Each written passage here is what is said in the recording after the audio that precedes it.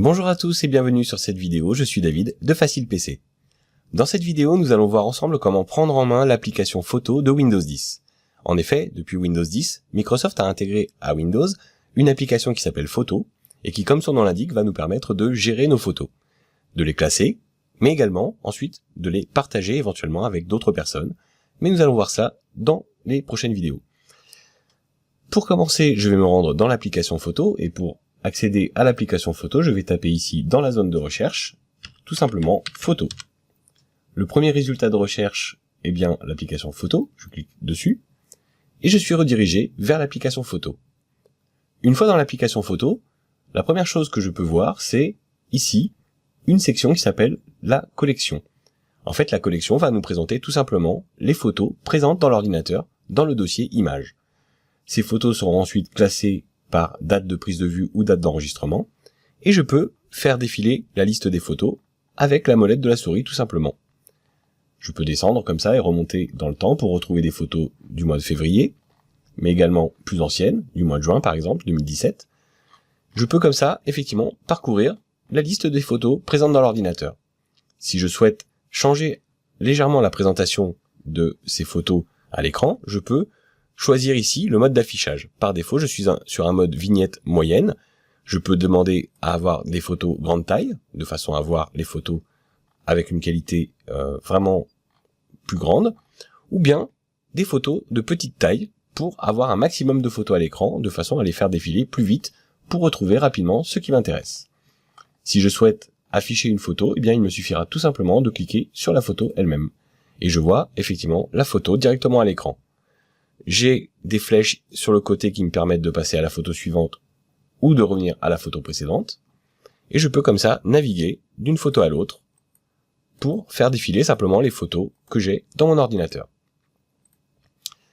Si je décide de revenir en arrière, eh bien il me suffira tout simplement de venir cliquer en haut à gauche sur la petite flèche pour revenir à ma collection. La collection n'est pas le seul onglet dans lequel je peux me trouver. Il y a également les albums, mais nous verrons cela dans une prochaine vidéo. Nous allons pouvoir créer des albums, c'est-à-dire regrouper des photos par thème. Il y a également un autre onglet qui s'appelle Contact. Et sur l'onglet Contact, eh bien, ce qui va se passer, c'est que l'application Photo va automatiquement tenter de détecter les visages présents sur les photos de mon ordinateur. Il se trouve que j'ai mis sur mon ordinateur essentiellement des photos neutres, qui n'ont pas forcément de visage, ou des photos avec des célébrités.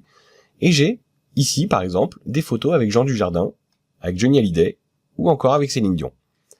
L'application Photo m'indique également combien de photos sont présentes pour chaque visage qu'elle a détecté. Si je décidais de voir toutes les photos avec Jean Dujardin, eh bien je n'ai qu'à cliquer sur le visage de Jean Dujardin, et je peux, comme ça, très rapidement, accéder aux photos avec Jean Dujardin. Néanmoins, l'application Photo connaît le visage, elle ne connaît pas nécessairement le nom de cette personne. En effet, pour faire un rapprochement avec le nom de la personne, il faudrait que je sois connecté à mon compte Microsoft et que j'ai cette personne dans mes contacts. Vous vous doutez bien que je n'ai pas Jean Dujardin dans mes contacts. Malheureusement, ce serait plutôt sympa, je pense. Revenons en arrière. Je peux revenir ici dans la collection. Nous allons voir encore un détail qui peut être intéressant à connaître dans la collection, c'est que l'on peut rechercher très facilement des photos. Si je clique ici sur la zone de recherche, eh bien je peux, de la même façon que dans la section Contact, demander à ne voir les photos que de Jean Dujardin, de Johnny Hallyday ou de Céline Dion, mais également à l'aide de mots-clés qui seront détectés automatiquement par le logiciel Photo. En effet, l'application Photo est dotée d'une sorte d'intelligence artificielle et elle est capable de détecter le contenu de la photo.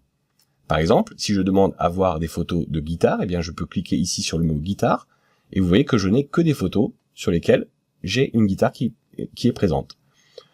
Guitare, évidemment, n'est pas le seul mot-clé que je peux rechercher. Je peux rechercher arbre, sourire, animal, colombe qui est le lieu de prise de vue. Mais je peux directement chercher, puisque je sais que j'ai des photos de chats, eh bien je peux chercher chat. Et si je cherche chat, évidemment, je retrouve toutes les photos sur lesquelles mon chat apparaît. J'ai également des photos de château. Je peux taper directement château. Et je n'ai pas de résultat pour le moment. Eh bien, je n'ai pas de résultat pour une simple et bonne raison. Et c'est exactement ce que nous allons voir tout de suite. En effet, les photos de château ne sont pas présentes dans mon dossier images.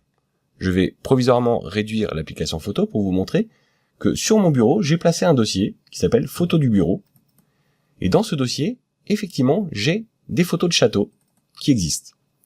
Malheureusement, l'application photo ne regarde pas dans ce dossier. Il va falloir lui dire que ce dossier doit être pris en compte également comme étant un dossier contenant des photos. Je vais donc retourner ici sur l'application photo